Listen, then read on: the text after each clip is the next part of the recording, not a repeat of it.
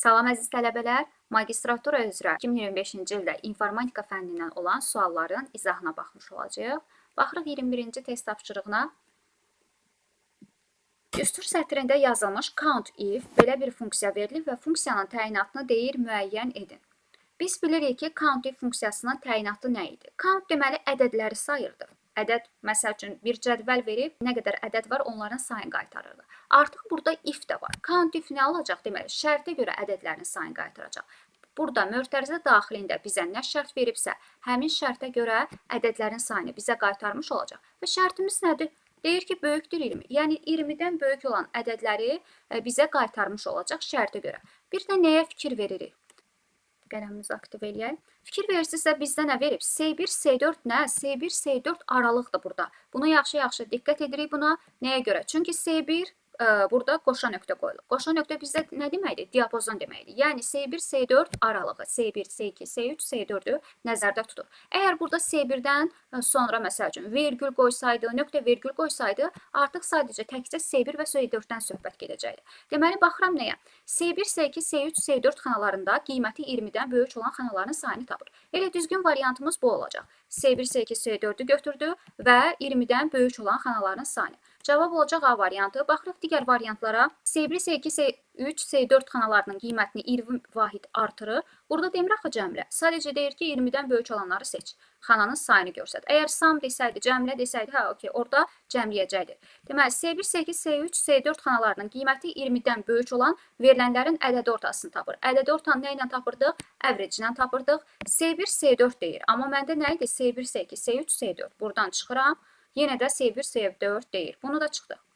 Baxırıq digər test tapşırığına keçirik. Kompüterin təsnifatına görə uyğunluğu müəyyən edin deyir. Deməli, kompüterləri biz təyinatına görə, işləmə prinsiplərinə və istifadə olunan element bazalarına görə böləcəyik və hansılara aid edəcəyik. Deməli, kompüterləri biz təyinatına görə bölürdük. Necə kompüterlərimiz var idi təyinatına görə? Universal, problem yönümlü, ixtisaslaşmış. Təbii ki, bunlar da özlüyündə bölünürdü. Universal dedim. Universalda söhbət nəyə gedirdi? Ümumi təyinatlı idi. Universal problem yönümlü nə idi? Daha yəni məhdud problemlər üzrə, məsələlər üzrə yönəlmişdi. İxtisaslaşmış isə yenə xüsusi, yəni məsələlər üzrə yönəlmiş olurdu. Yəni problem yönümlü müəyyən məsələnin həllində istifadə edilmiş olurdu. Deməli, təyinatına görə 1-ə B uyğun gəlmiş olacaq. Birdə deməli B olmayan variantları çıxırıq. Baxıram ki, 1-ə B getməyən variantlar hansılarda çıxdı. Elə mən burada laf işləmə prinsipini bilmirsinizsə, məsəl üçün element bazalarına görə bölürdük. Elektron hesablama maşınlarını keçəndə demişdik. Element bazalarına görə bölünürdü. Birinci nəsildə elektron lampalar, ikinci nəsildə yarımkeçiricilər və diodlar, tranzistorlar, diyodlar, yarımkeçiricilər, üçüncü nəsildə integral sxemlər, dörddə isə böyük və çox böyük integral sxemlər idi. Deməli, 3-ə də A variantı gedəcək. 3-ə də A gedən baxıram ki, digər variantları çıxmışdım. Burada 3-ə D gedir. Deməli, cavab variantım olacaq nə? C variantı. Bəs işləmə prinsiplərinə görə isə, işləmə prinsiplərinə görə analoq rəqəmli və hibrid formada işləmiş olurdu. Burada baxıram, başqa hansı variantlar var? Burada məsəl üçün super, mini, mikro var idi. Bunlar hansı tipə aid ediləcəkdir? Deməli, biz qabarit ölçüləri və məhsuldarlığına görə kompüterləri bölürdük. Super var idi, mini var idi, mikro var idi, böyük və çox böyük kompüterlərə bölünmüş olurdu. 23-cü test tapşırığına baxırıq. Elektron cədvəldə B sütununun enini necə artırmaq olar? Deməli, gəlirəm Excel-ə daxil oluram. Excel-də hər hansısa bir məsəl üçün sütunum verilib. Gəlirəm, burada elə söhbət B sütunundan gedir. Deyir ki, B sütununun enini necə artıra bilərəm? Mən təbii ki, B sütununun enini artırmaq üçün gəlirdim, tuturdum buradan, sağa doğru sürüşdürürdüm və nəhayət sütunun eni artmış olacaq. Gəlirəm, yenidən sualıma daxil oluram. Baxırıq nədir? B və C sütunlarının arasındakı sərhədi siçanla sağa doğru dartmaqla, elə burada elə düzgün variantımız nə olacaq? Biz də elə sağa doğru sürüşdürdük. Və yaxud da burada B-dən gedir söhbət. A3, B3 necə ola bilər? Bu sola doğru dartdığımız zaman nə baş verəcək? Ona da baxaq. Fikir verirsə kiçiləcək, eni kiçiləcək. Sola doğru dartdığımız zaman. Deməli, sola doğru dartmırıq, sola doğru olan variantları çıxırıq. Bir də nə var idi? A, B sütunlarının arasındakı sərhədi. A və B-nin arasındakı sərhədi açanda təbii ki də bizdə A-nın uzunluğunu artıracaq, enini artıracaq, B-nin yox. Deməli, 24-cü test tapşırığına baxırıq. Sahələrə həqiqi ədədləri daxil etmək üçün verilənlərin hansı tiplərindən istifadə edilmiş olacaq? Ümumiyyətlə, ədədlər üzərində ədədləri daxil etmək üçün biz number tipindən istifadə etmiş olacağıq. Elə bura nə gedəcək? Number tipi uyğun gəlmiş olacaqdır. Digər variantlara baxaq. Avtonumber nə olacaq? Avtonumber avtomatik olaraq nömrələmə. Avtosum var idi, avtonumber var idi. Funksiyanı yerinə yetirmiş olacaq. Avtonumber əmri. Currency, valyuta, puldu, vahidlərlə bağlı bölmələri özündə birləşdirmiş olacaq. Belə deyək. Bizdə həqiqi ədədləri daxil etmək üçün deyir. Bizdə var idi bir də float və integer, belə deyək. Integerlar bizdə deməli tam ədədlərlə işləmək üçün istifadə edilmiş olacaqdır. Bir də var idi bizdə nə? Dedim float tipi var idi. Float tipi isə burada həm yalnızca kəsir və 16-lıq say sistemindəki olan ədədlər ilə işləmək üçün istifadə edilmiş olacaqdır. Baxırıq 25-ci test tapşırığına.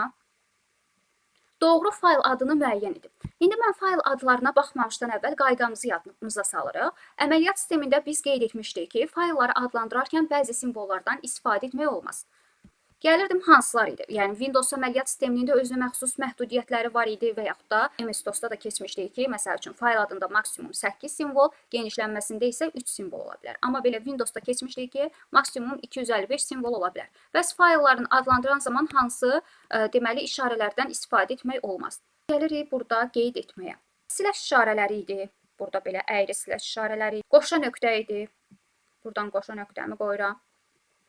Sonra var idi bizdə böyükdür, kiçikdir işarələri. Ulduz işarəsi istifadə edə bilməzdim. Sonra sual işarəsindən istifadə edə bilməzdim. Buradan sual işarəsini yazmağa çalışıram. Sual işarəsi idi bizdə. Başqa hansı simvollardan istifadə edə bilmirdik. Sonra belə bir probel, düz işarə idi. Yəni belə düz slashlər 1, 2, 3, 4, 5, 6, 7. 7-dən oldu. 8. Bir də deməli biz dırnaq işarəsindən istifadə edə bilməzdik. Deməli, həmin bu simvollardan istifadə edə bilmərik. Bir də bizdə bəzi adlar var idi ki, qeyd etmişdik ki, faylın ad hissəsində istifadə edə bilmərik. Burada faylın adını deyir. Amma genişlənmədə istifadə edə bilərdik. O hansılar idi bizdə? Deməli, PRN idi. Daha sonra AUX idi. Nuldu, LPT 0-dan 9-a idi, JOM 0-dan 9-a, bir də JON adlarından ad hissəsində, faylın ad hissələrindən istifadə edə bilməzdik. İndi baxıram qaydalarıma.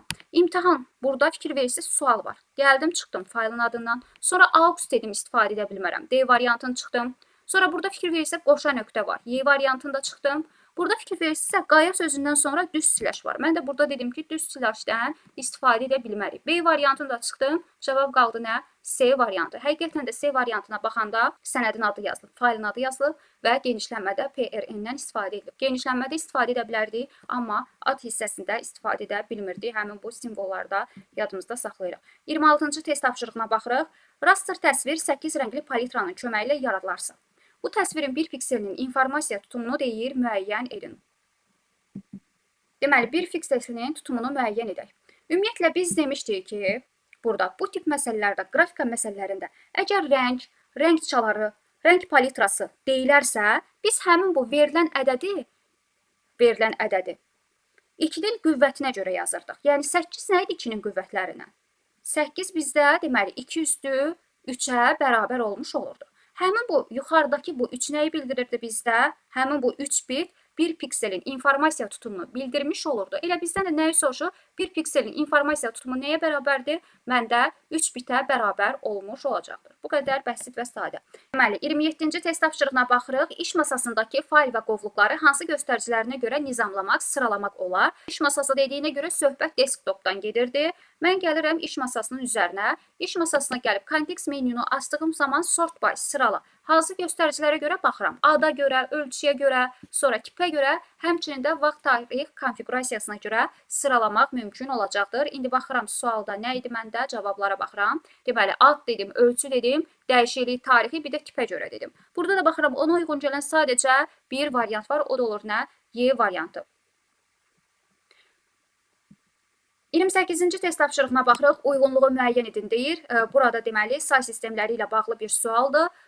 BX, X-i buradan tapmaq tələb edilir və yaxud da digərlərində ümumiyyətlə X-ları təyin etməyə tələb edilmiş olur. 183 ədədi onluq say sistemində verilib. Onluq say sistemindən 16-lıq say sisteminə keçdiyimiz zaman nə edirdi? Deməli, mən bu 183 ədədini onluqdan 16-lığa keçdiyim zaman gəlib 16-ya bölmüş olacam. Gəlib bölürəm 16-ya. Deməli 18-in içində 16 bir dəfə düşəcək.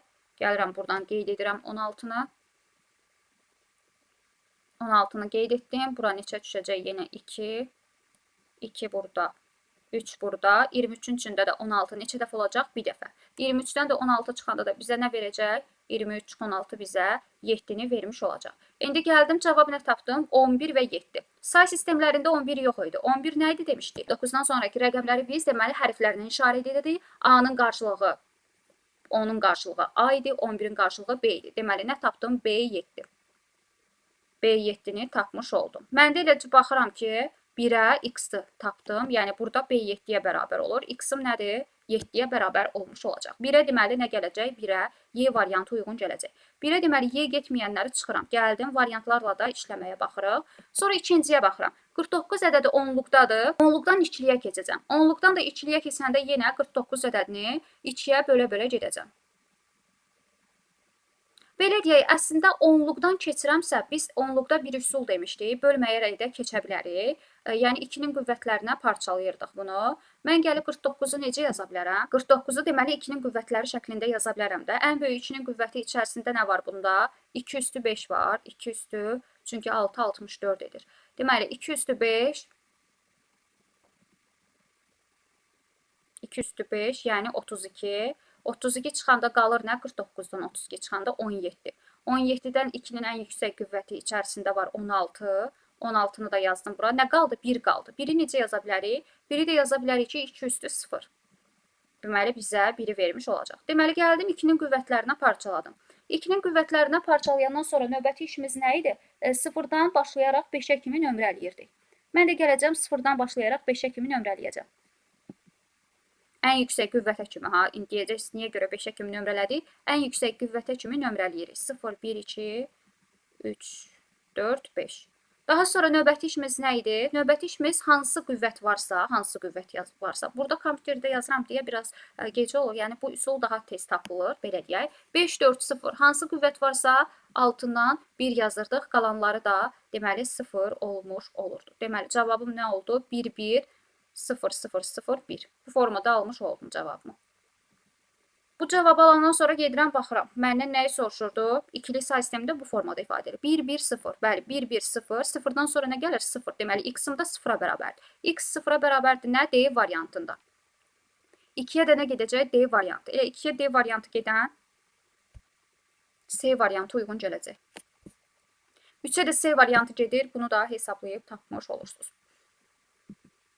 Deməli, 28 nə oldu? C variantı olmuş oldu. Keçirik deməli 29-cu test tapşırığına. Bu da PowerPoint-la bir bağlı sualdır və burada elə print məsələsindən düşüb. Sadəcə nümunəni PowerPoint-da vermiş olur. Deməli, 18 slayddan ibarət olan təqdimat aşağıdakı parametrlərlə çapa verilmişdir. Şəklə əsasən doğru olmayanları soruşur, doğru olmayanları və slaydımız 18 səhifədən ibarətdir. Baxıram nəyə? 4 dənə kopyam var, başqa nəyim var baxıram. Deməli, gəlirəm, 18 dənə slayd səhifəm var idi və deyir ki, burada 4 dənə, bir slayd səhifəsində 4 dənə fərqli slayd səhifəsi çap ediləcək. Burada bunu qeyd edib, əlavə olaraq heç bir şey qeyd etməyib. Bir də print, kopyaya verilənlərin sayını bilirəm. Deməli, 18-i gələcəm, birinci nə işimiz var idi? Bütün səhifələr çap edilirdi. Bunu bildik, düşdük aşağı. 4 slayd səhifəsində böləcəm. 18-i 4-ə böləndə bizdə düşəcək nə qədər? 4,5. Vergüldən sonra ədəd olduğuna görə bunu yuvarlaqlaşdırırdıq. 5 götürürdük. Deməli, 5-i götürdüm. 5-i götürəndən sonra nəyə gəlirik? 1 üzlü olacaq, 2 üzlü olacaq, 1 üzlüdür. 1-ə bölürdük, 2 olsaydı 2-yə bölürdük. Deməli, 1-ə böldük, aşağıda başqa bir şey yoxdur. 5-i tapandan sonra növbəti işimiz nə idi? Gəlirdik, kopya sayına vururduq. Kopyam nə qədərdir? 4. 5-i də 4-ə vuracam. Tapıram nə? 20 vərəq çapa verilmiş olacaq. Bu məsələmizi həll elədik. Məsələmizi həll edəndən sonra burada fikir verirsə print all slide demiş də. Əgər məsəl üçün o desəydi, tək səhifələrin çapa verəcəkdi, Evan desəydi, cüt səhifələrini çapa verəcəkdi. Tək və cüt səhifələri də bilirik. Yəni məndə burada 18 slayd səhifəsidirsə, yarısı tək, yarısı cüt olacaq. Deməli, indi baxıram, bəs deyə bilərsiniz ki, məsəl üçün 18 yox, cüt ədəd yox, tək ədəd olsaydı. Məsəl üçün 21 səhifəli olsaydı, yarısı 10 olur da. Artıq götürəcəksiniz 11-i. Cütü soruşsa 11-i cüt, 10-u tək və yaxud da təki soruşsa 11 tək, 10-u cüt götürmüş olacaqsınız. İndi baxırıq deyir ki, hansı doğru deyil. Təqdimatın çap olunması üçün 20 ədəd vərəq tələb olunur. Bəli, 20-ni tapdıq. Bu doğrudur. Amma bizdən doğru olmayanları soruşur. Gəlirəm, 1-i çıxıram. Çünki doğru olmayanı soruşur. Sonra təqdimat kitab vərəqi formasında çap olunacaqdır. Burada baxıram ki, təqdimat hansı formada çap olunacaq? Albom tipli. Demişdik ki, kağızın 2 formatı var idi. Bir portret formatında çıxarda bilərdik, bir də landscape formatında çıxarda bilərdik. Landscape bizdə albom formatıdır, amma burada deyir kitab. Kitab kimi çıxmayacaq, elə bu səhvdir. Bizdən səhvi soruşur. 2-ni seçirəm, gəldim burada, 2 hər birində var. Təqdimat boz rəngdə çap olunacaq. Fikir verirsə, boz rəng çalarları deyir. Bəli, boz rəngdə çap olunacaq. Məndən amma səhvi soruşur deyə 3-ü çıxıram. 3 lazım deyil mənə. İlk vərəqdə təqdimatın 1-ci slaydı 4 nüsxədə çap olunacaq. Baxıram ki, burada məndə nə verib? Buranı biraz yazmışam, gəlin biraz yaxınlaşdıraq. Burada fikir verirsə 4 slayd üfüqü verir burada. Bu nə deməkdir? Bu deyir ki, 4 nüsxəsi çap olunacaq bir slayd səhifəsinin. Bu səhvdə niyə görə? Burada 4 dənə ayrı slayd səhifəsi bir səhifədə çap olunacaq. Yəni, məsəl üçün, slaydınız 15 səhifədən ibarətdirsə, 15 slayd səhifəsindən ibarətdirsə, bunun 4-ü bir səhifədə, yəni 4 dənə ayrı səhifə, elə deyək, slayd səhifəsi bir slayd səhifəsində çap edilmiş olacaq. Bu deməkdir. Amma bizdə nə deyir? İlk vərəqdə təqdimatın 1-ci slaydı 4 nüsxədə. 1-ci slaydın kopyasını çıxartmırıq biz.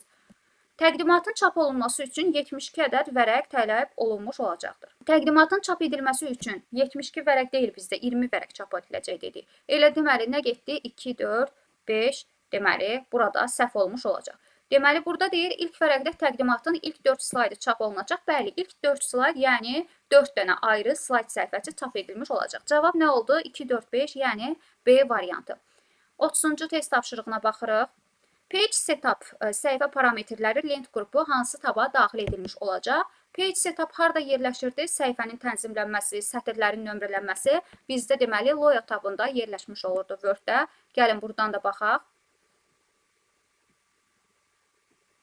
Burada fikir verirsinizsə, Page Setup qrupu Layout tabında yerləşmiş olur. 31-ci test tapşırığına baxırıq. İlkin proqramı maşın dilinə çevirən proqramı müəyyən edin deyir. Deməli, ilkin proqramı maşın dilinə çevirmək üçün biz nədən istifadə edirdik? Gəlirəm burada, qələmimi aktiv edirəm. Translatordan istifadə etmiş olurduq. Başqa digər variantlara baxıram. Deməli, utilitlər köməkçi məqsədlər üçün istifadə edilirdi. Fayllara, disklərdə müəyyən xidmət yerinə yetirirdi. Köməkçi məqsədlər üçün istifadə edilirdi. İnterfeys nə idi? Məsəl üçün, əlaqə deməkdir. Kompüterlə proqram, kompüterlə istifadəçisi arasında əlaqə bir interfeys olmuş olacaq. Driverlər nə idi? Xarici qurğuların, ümumiyyətlə kompüterə qoşulmuş qurğuların tanınması üçün istifadə edilən proqramlar idi. İdentifikatorlar isə bir açar idi. Unikal xüsusiyyətləri daşıyan bir növ açar idi. 32-ci test tapşırığına baxırıq. Yeni təqdimatın yaradılmasında üsullarını müəyyən edin deyir. Ümumiyyətlə, PowerPoint-da bir təqdimat yarada bilərik, bir də slayd səhifəsi yarada bilərik. Gəlin, baxaq PowerPoint-da təqdimat necə yaradırıq və slayd səhifəsi necə yaranmış olacaq. Deməli, baxırıq sualda, variantlara baxırıq və əlaqələndirmiş olaq. Deyir ki, yeni təqdimatın yaradılması üsullarını müəyyən edin. Klaviaturadan Ctrl-M düyməsi kombinasiyasını basmaqla. Deməli, klaviaturadan Ctrl-M-i vurduğum zaman nə baş verəcək? Yeni slayd səhifəsi əlavə edəcək. Amma məndə deyir ki, təqdimat. Təqdimatı yaratmaq üçün isə PowerPoint-i kənara qoyuram. Word-də, Excel-də. Yeni Excel, yeni PowerPoint, yeni Word yaradanda nədən istifadə edirik? Ctrl-N-dən, New-dan istifadə edirdik. Deməli, klaviaturadan Ctrl-N düyməsindən istifadə etmiş olacağım. Ctrl-M isə bizdə slayd səhifəsini əlavə edir. Buna fikir veririk. Bizdə təqdimatı soruşur. Deməli, gəlirəm, baxırıq. Deməli, mən burada həmin bu kiçik qutucuqları, bu sol hissədəki qutucuqları əlavə etmək üçün Ctrl-M düyməsindən istifadə edəcəm. Mən vurdum, hal-hazırda da fikir verirsinizsə, yeni slayd səhifəsi əlavə etdim. Amma sıfırdan yeni təqdimat yaratmaq istəyirəmsə, Ctrl-N düyməsini vurmuş olacam. Digər varianta baxırıq. Digər variant nədir? Fayl tabından olan new əmri icra etməklə. Bəli, mən də fikir verdinizsə, bayaqları PowerPoint-da daxil olan kimi nə etdim? Gəldim, fayldan new əmrini icra etdim. Yəni, yeni təqdimat yaratmış oldum. Deməli, gəldik, bir səhvdir, biri çıxdıq. Çünki o nə idi bizdə bir dedik? Bir slayd səhifəsi yaradırdı. Bizdən təqdimatı soruşur. 2 düzdür. Sonra insert tabından yerləşən new slide, deməli, əmrini icra etməklə.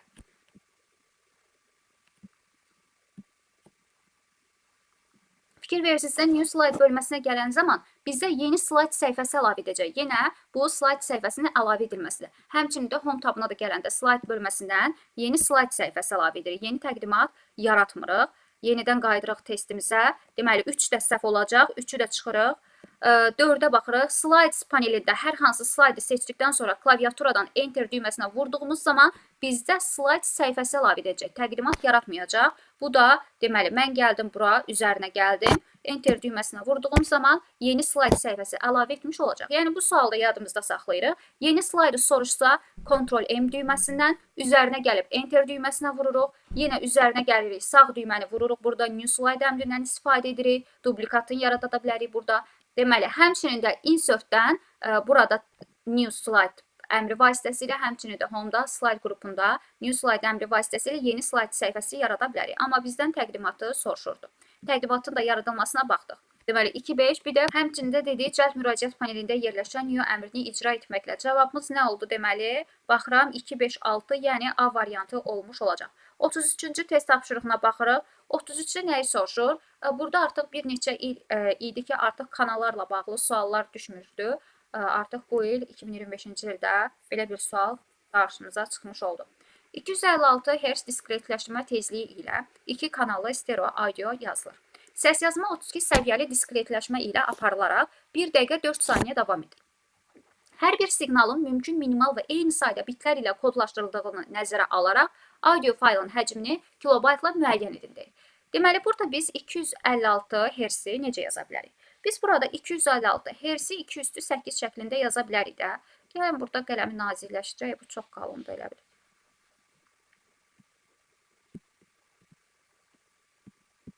Deməli, gəldim, 256-nı 2/8 şəklində yazdım. Daha sonra baxıram ki, məndə nə deyir? 2 kanalı dediyinə görə 2-yə vurmuş olacaq. Gəldim burada, 2-yə vurmuş olacağım. Sonra deyir ki, səs yazma 32 səviyyəli diskretləşmə ilə deyir. Biz burada deməli 32 səviyyəli dediyinə görə 32-ni biz burada 2/5 şəklində yaza bilərik də. Diskretləşmə dediyinə görə burada biz burada 32-nin üstü, yəni 5-i burada gəlib qeyd edirik. 5 biti gəlib burada qeyd etmiş olacağıq. 5 bit formasında qeyd etmiş olacağım. Daha sonra deyir ki, burada 1 dəqiqə 4 saniyə davam etmiş olacaqdır. Biz bunu saniyəyə çeviririk. 1 dəqiqə 60 saniyə olduğuna görə ümumilikdə nə qədər olacaq? 64 saniyə olmuş olacaqdır. Gəlin ilə 64-ü də nə yaza bilərik? 64-ü də biz deməli 2/6 yaza bilərik. Vurulsun deməli 2/6. Gəlirik bu ifadəni hesablamağa. 2/8, 2/6, 2/14. Bir də burada bir dənə də 2 var idi. Nə oldu? 5 vurulsun nə qədər? 2/15 ifadəsini almış olduq. Baxıram ki, cavablarda belə bir ifadə yoxdur. 5 vurulsun 2/15. Amma bizdə fikir verirsinizsə, məndə bit idi də bayaqları. Nə dedim? 2/5 bit demişdim. Mən gəlib bitdən nəyə keçəcəm? Bitdən kilobayta keçmiş olacağım. 2/15 idi. Deməli, bitdən də kilobayta keçəndə biz 2/13-ə bölürük. 2/13-ə bölmüş olacağım. İndi deyəcəksiniz, necə bölürdük? Yəqin ki, bir çoxumuz artıq bilirsinizsə, belə bir misal da çəkmişdim tələbələrimə. Kiçikdən böyüyə doğru keçəndə bölürdük. Kabab məsələsi. Kabab olaraq yadınızda saxlayırsınız. İndi deyəcəksiniz ki, ay müəllim, ac vaxtımızda kabab məsəlinin yeri mi idi? Deməli, 2/13 ilə 2/15-i burada ixtisar aparmış olacağım. Qalır burada 2/2. 5 vurulsun 2/2, yəni 5 vurulsun 4 mənə 20-ni də vermiş olacaq. Bu da oldu nə bizdə? A variantı. 34-cü test tapşırığına baxırıq. POP3-ün təyinatını müəyyən edin deyir. Deməli, elektron məktubların alınması protokolu elə, bəli, bizdə POP3 olmuş olacaq. Bəs məktubların göndərilməsi bizdə SMTP protokolu olmuş olacaq. Daha sonra baxırıq, burada nə var? Telekonferansiya protokolu düznet olacaq. İnformasiya mübadiləsi kimi. Verilənlərin ötürülməsinin idarə edilməsi protokolu nə idi bizdə? TCP protokolu idi. Bunu da çıxırıq buradan. Digərlərini deyirəm ki, bəlkə qarşınıza çıxar. Şəbəkədə kompüterlərin ünvanlaşdırılması protokolu isə bizdə IP protokolu olmuş olurdu. IP ünvanları protokolları olmuş olurdu. 35-ci test tapşırığına baxırıq. Müxtəlif protokollar ilə işləyən bir neçə lokal şəbəkə arasında informasiya mübadiləsini təmin edən qurğunu müəyyən edin deyir. Burada baxıram, host kompüter nə idi? Şəbəkəyə qoşulmuş və digər cihazlar arasındakı əlaqələri bildirən cihaz idi hostlarımız. Daha sonra baxıram, körpü gəlir. Körpü nə idi?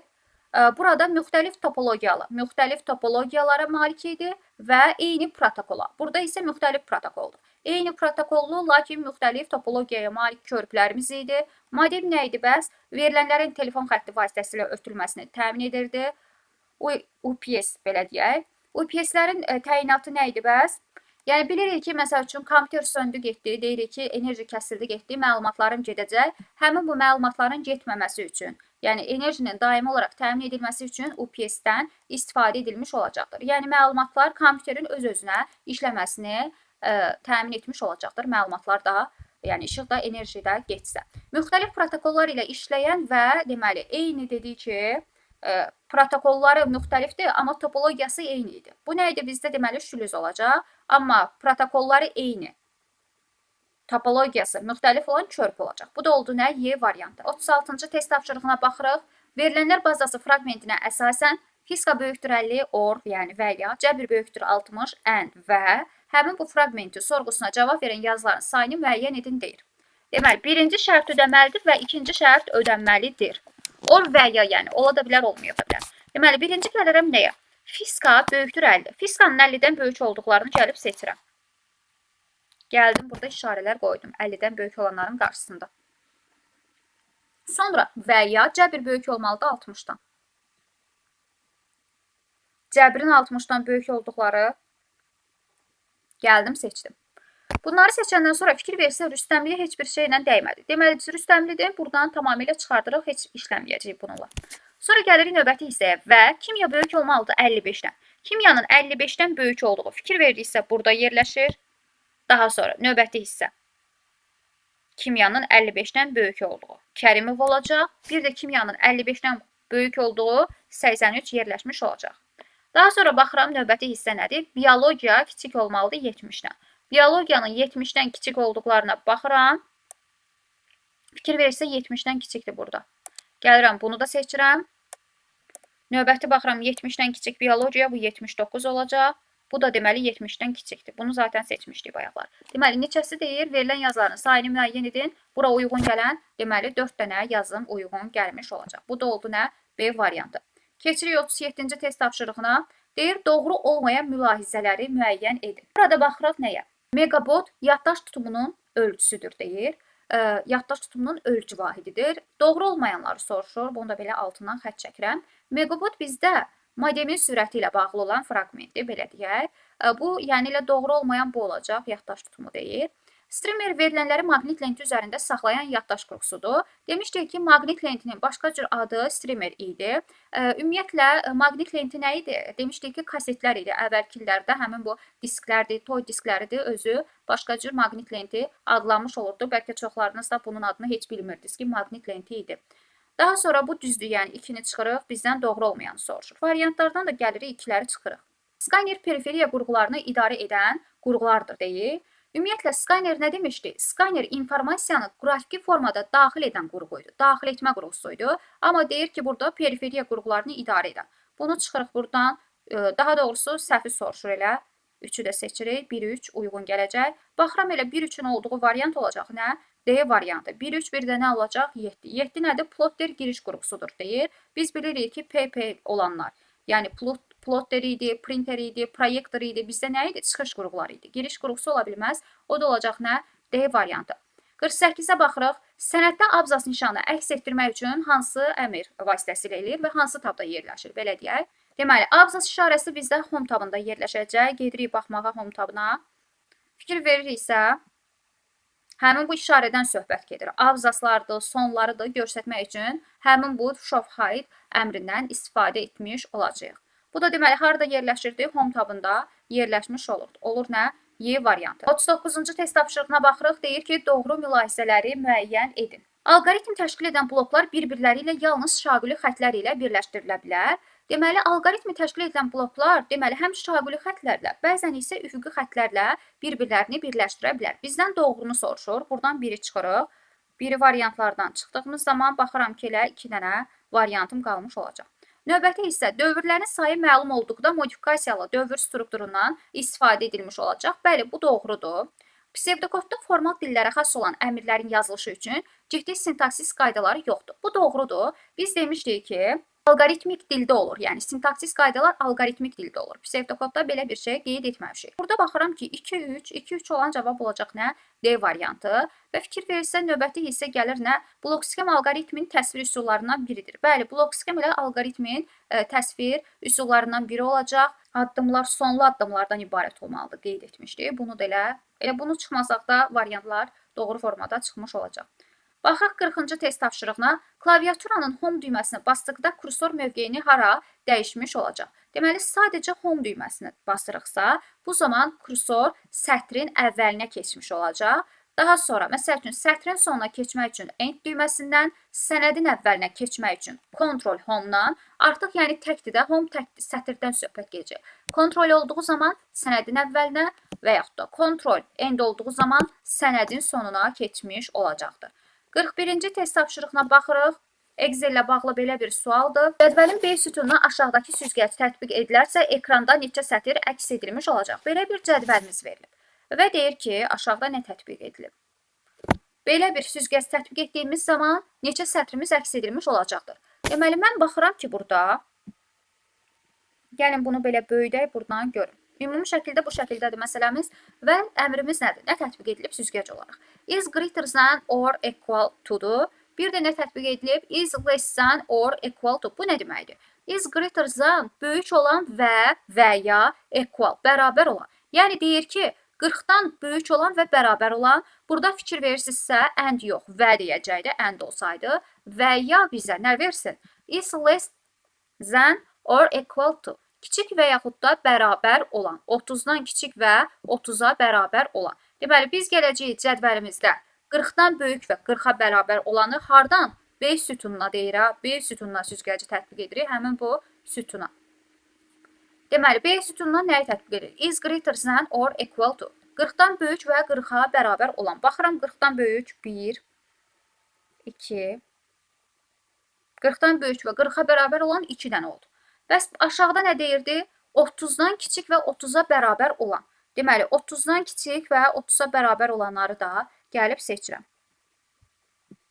30-dan kiçik və 30-a bərabər olanları da gəldik, seçdik. Nə qədər sətrim oldu? Burada fikir verirsinizsə, sətrim hardan başlayır? Bizdə sətirlərimiz 1-dən başlayır da, söhbət buradan gedəcək. Ümumilikdə söhbət buradan gedir. Gəlirəm sətirlərimin sayını sayıram. 1, 2, 3, 4, 5, 6, 7, sətrim buradan başlayır. Bir də 8. Deməli, ekranda 8 dənə sətir əks edilmiş olacaq. Cavab 8-dir. Gəlin bunu praktikada da görsədək. Burada Excel-də bir sənəd açırıq. Burada cədvəlimizi əlavə etmişdim. Məndə məsələdən nə soruşurdu? 40-dan böyük və 40-a bərabər olan və 30-dan kiçik və 30-a bərabər olan seçdim birinci. Bunu seçməliydik. Çünki B sütununa tətbiq edilir. Bunu gəlib seçib etməliyik. Məncə seçmişdim. Deməli, burada gəldik. Greater than or equal to. Burada da less than equal to əmrini seçmişdik. Hara getdik? Bunu da seçdik. Burada da və ya idi. Dedik 40-dan böyük, 30-dan. Gedirik məsələmizə baxırıq yenidən. Məsələmiz bu formada idi. İndi gəlirik, filtrləməni tətbiq edirik. OK düyməsinə vurduğum zaman baxıram nə qədər sətrim olacaq. 1, 2, 3, 4, 5, 6, 7, 8. Deməli, 8 dənə sətrim olmuş olacaqdır. Baxırıq, deməli, 42-ci test tapşırığına. 42 dənə deyir. Kontekst menünün aşağıdakı üsullardan hansı ilə açmaq olar? Klaviaturadan kontekst menü işarəsinə vurmaqla, bəli, kontekst menü işarəsinə vurmaqla biz deməli, klaviaturadan kontekst menü işarəsinə vurmaqla kontekst menünü aça bilərik. Daha sonra hansı üsullarla aça bilərik? Klaviaturadan Shift F10 düyməsinə vurmaqla kontekst menünü aça bilərik. Bir dənə fayl və yaxud da qovluğun üzərinə gəlib siçanın sağ düyməsinə vurmaqla biz deməli həmin bu kontekst menünü aça bilərik. Deməli, kontekst menünü dedik, klaviaturadan kontekst menü işarəsinə vurmaqla, Shift F11 düyməsinə vurmaqla, bir də fayl və qovluqların üzərinə gəlib sağ düyməni vurmaqla. Doğru mülahisələri müəyyən edin deyir. Monitor daxil etmə qurğusudurmu? Xeyr, bu səhvdir. Monitor dedik ki, nədir? Çıxış qurğusuydu. Qrafiki planşet, digitayzer daxil etmə qurğusuydu. Bəli. TV tuner, pulse, secam, interface belə deyək, formatlı televiziya verilişlərini qəbul etmək üçün monitorda göstərilməsini təmin edən qurğudur. Bu da doğrudur. CD-ROM xaric etmə qurğusudur deyir. CD-ROM bizdə yaddaş qurğusudur. Bu yanlışdır. Klaviatura bizdə deməli daxil etmə qurğusu olacaq.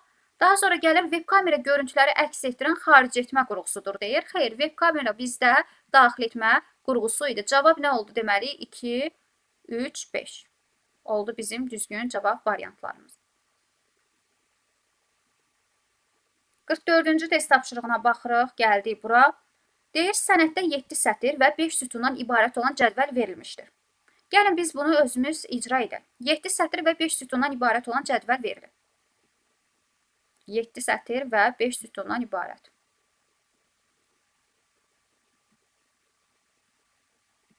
Deməli, 7 sətir və 5 sütun dedik.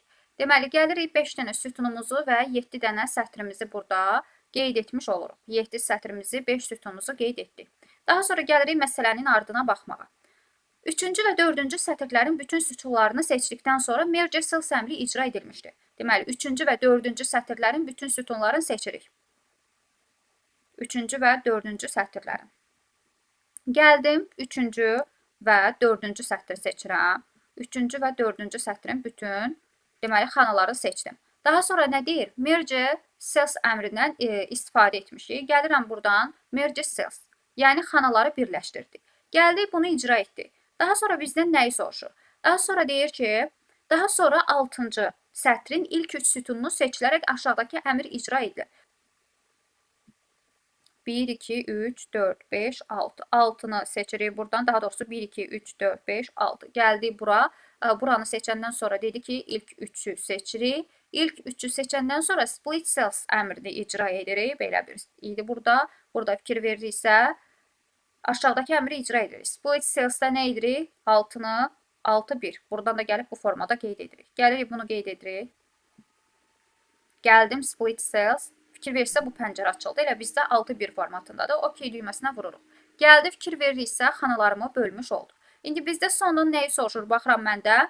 Deyir ki, icra olunur. İcra etdik. Nəticədə alınmış cədvəlin xanalarının sayını müəyyən edin deyir. Gəlirik sonda da xanaların sayını sayırıq. Nə qədər xanamız var? 3, 4, 5. 5, 5 elədi 10. Bu oldu nə? 11. Burada yenə 5, 5 var idi. Nə olacaq? 10. 21, 21, 22, 23, 24, 25, 26, 27, 28, 29. Deməli, nə qədər?